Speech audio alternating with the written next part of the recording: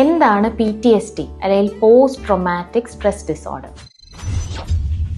ഞെട്ടിപ്പിക്കുന്നതോ അല്ലെങ്കിൽ ഭയപ്പെടുത്തുന്നതോ അനുഭവിച്ച ചില ആളുകളിൽ കാണപ്പെടുന്ന ഒരു മാനസിക വൈകല്യമാണ് PTSD. ആക്സിഡൻസ് അല്ലെങ്കിൽ സെക്ഷുവലോ ഫിസിക്കൽ ആയിട്ടുള്ള അബ്യൂസുകൾ, അപ്രതീക്ഷിത മരണം, നാച്ചുറൽ ഡിസാസ്റ്റേഴ്സ് അല്ലെങ്കിൽ വലിയ ഭയം ഉണ്ടാക്കിയ സംഭവം ഇതിന് കാരണമാകും. ആ വ്യക്തിക്കോ അല്ലെങ്കിൽ അവരുടെ വേണ്ടപ്പെട്ടവർക്കോ സംഭവിക്കുന്നതുമാകാം. ഭയം തോന്നുന്നത് സ്വാഭാവികമാണ്. ഭയം ശരീരത്തിന്റെ പ്രതികരണത്തിന്റെ ഒരു ഭാഗമാണ്. ആഘാതത്തിന് ശേഷം ആളുകൾക്ക് നിരവധി പ്രതികരണങ്ങൾ അനുഭവപ്പെട്ടേക്കാം. മിക്ക ആളുകളിലും കാലക്രമേണ ആ പ്രാരംഭ ലക്ഷണങ്ങളിൽ നിന്ന് സുഖം പ്രാപിക്കും. എന്നാൽ പ്രശ്നം ദീർഘകാലത്തേക്ക് തുടരുകയാണെങ്കിൽ അത് പോസ്റ്റ് ട്രോമാറ്റിക് സ്ട്രെസ് ഡിസോർഡർ ആണെന്ന് നമുക്ക് സംശയിക്കാം. ലക്ഷണങ്ങൾ എന്തെല്ലാം? ഈ സംഭവത്തെക്കുറിച്ചുള്ള തുടർച്ചയായ അനാവശ്യമായ ഓർമ്മകൾ, ഫ്ലാഷ് ബാക്കുകൾ, അതായത് സംഭവം വീണ്ടും നടക്കുന്നു എന്നൊരു തോന്നൽ, പേടി സ്വപ്നങ്ങൾ, സംഭവത്തെ ഓർമ്മിപ്പിക്കുന്ന സ്ഥലങ്ങളോ ആളുകളോ സാഹചര്യങ്ങളോ ഇവയൊക്കെ ഒഴിവാക്കാൻ ആ വ്യക്തി